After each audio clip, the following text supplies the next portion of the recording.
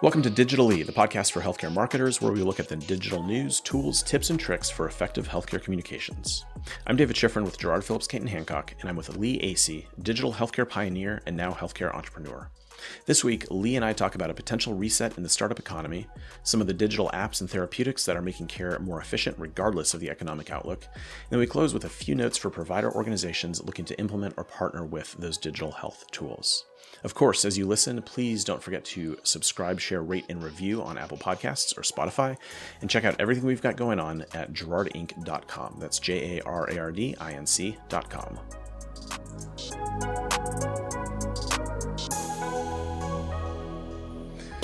Well, it's no surprise to anybody that we are likely, or at least potentially, staring down the barrel of an economic downturn, possibly recession.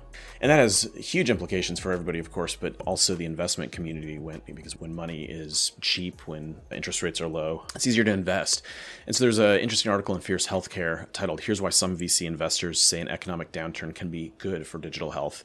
The general point of this article is that when it's harder to build something, better things will get built. It's the cheap and easy stuff isn't as likely to be built. And so I think it's exciting and also challenging, because it means that innovators and entrepreneurs and startup founders and all the rest, people who are looking to make change, they've got to work harder and really find that product market fit, make sure it's sustainable and all that. But talk a little bit about, you've got so much experience in the startup world as well as the digital world. What do you think about this idea that a downturn may be helpful in resetting the market? Yeah, well, I think it's right on, because it really does impose a discipline on the startups to be having a product that's people are willing to pay for, that is meeting a real need that they're eager to have, and it's not just built on fluff and hope and hype. Given the project that I'm personally involved in right now, we're focused on providing real value to patients. And as I look at it, we have concerns about a downturn, but we're also saying if you're a low-cost provider of a good service in a down economy, that actually creates big opportunity, because if you're able to do that and then to scale, that's meeting a real need. People will need healthcare. They will need health-related services. That'll be something they'll be likely to prioritize. And what's remaining to be spent after the doubling of gas prices and all is something that will be probably disproportionately skewed toward healthcare. But so then it makes the value delivered proposition really all that much more important. You don't want a downturn. You'd prefer there not be, but given that's a reality, and I think everybody's pretty much saying it's a foregone conclusion that this is going to happen. So you might as well embrace that and understand what the new terrain's going to be like, and that really is putting constraints on an enterprise causes it to need to be much more resourceful and need to make sure that everything you're doing is contributing toward value for the customer. And it's like in poetry versus just prose. Okay, poetry puts a limitation on it, and that's why poetry and music, songs can be much more meaningful, is because it sets rules around you that in terms of how you have to present your thoughts and your ideas, versus rambling on a podcast like this. That's so interesting, because somebody I was talking to a couple of weeks ago used a similar analogy. He was actually talking about a wedding toast that he had heard, and he made the point about the difference between being contained, or having a container rather than a container rather than a cage. Mm-hmm. And those can seem very similar, but they're not. And the guy I was talking to referenced it and said it's like poetry and prose. Yeah, I mean, I'm about to have the sixth of my children get married at the end of July.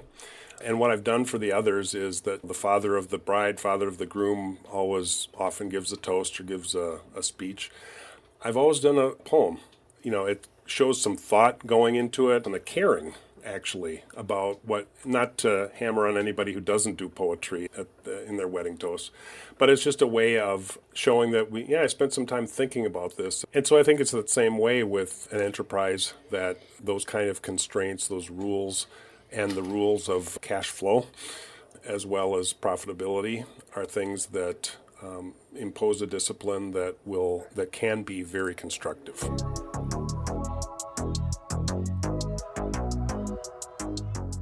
So let's focus specifically then, Lee, on some areas where it does seem that there's great value. And you're talking about being able to deliver care more efficiently and cost effectively. And so, as you and I were prepping for this, bouncing some articles back and forth about the rising value of digital therapeutics and mental health apps. And then you also sent over a couple of ideas around digital diabetes treatments.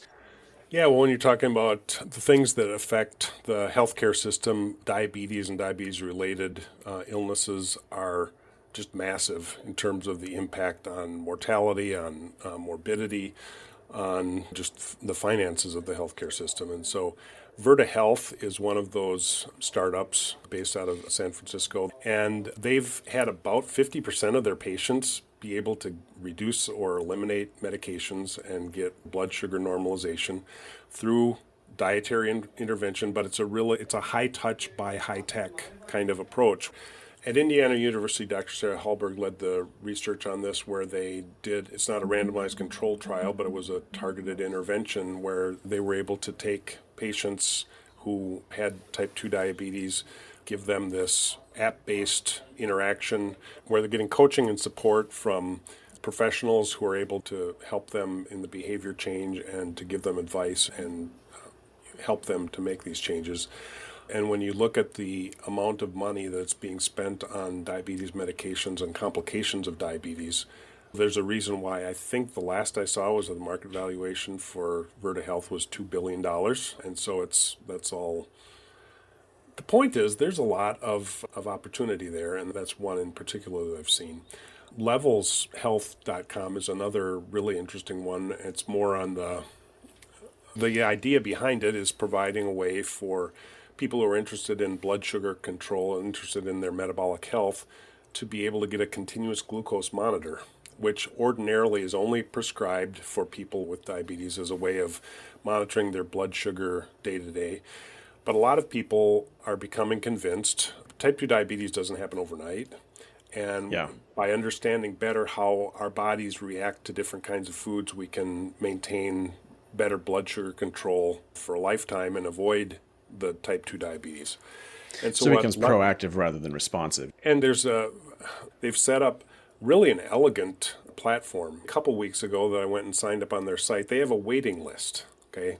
You sign up and you're on a waiting list, which seems really weird for a company that's selling the ability to have continuous glucose monitors. But then I think the point of that is that it's membership based. So there's a couple $100 annual membership fee for this. Then you go through a health questionnaire, and then they do have a physician or licensed medical professional who's able to prescribe a continuous glucose monitor. And anyway, I just got notification that my unit is shipped and I'm going to get to use it. But they did I think there's some interesting parts of this. By having the waiting list, it does create a scarcity sort of a feel. Also helps them monitor or make sure that they can manage a really good experience, that they're not going to get overwhelmed with it. And which is smart considering what we were talking about earlier. I mean, if you're going to do this, you've got to do it. You can't just pull in a bunch of money and then grow and then realize that you can't sustain it. This has to be done well. Yeah, and then I think the other part of it is by creating that scarcity, once you sign up, then you're on their list and you get emails and you get educated about it. Because I could see how some people might have misgivings at first when they say, oh, there's a membership, and that's before you even get a CGM. And so giving people a little time for it to marinate a little bit is like a sales funnel, an extended sales funnel for this is creating a better understanding of the model and how their system works. So that by the time, it was like last week I got the email saying, you have a chance to actually get into this now. You can get off the waiting list and get into it. And I was ready to do it, but I also wanted to experience what this platform was like so that I could have a better understanding of what's happening in these startups and how they are really, I think it's a really interesting way and will have a really high impact on people being able to take charge of their own health. Yeah, and again, so much of this and so much of digital therapeutics and digital health in general is avoiding problems before they become problems, and that lowers costs down the road, and that improves the economic balance in healthcare and society in general. So it makes a ton of sense.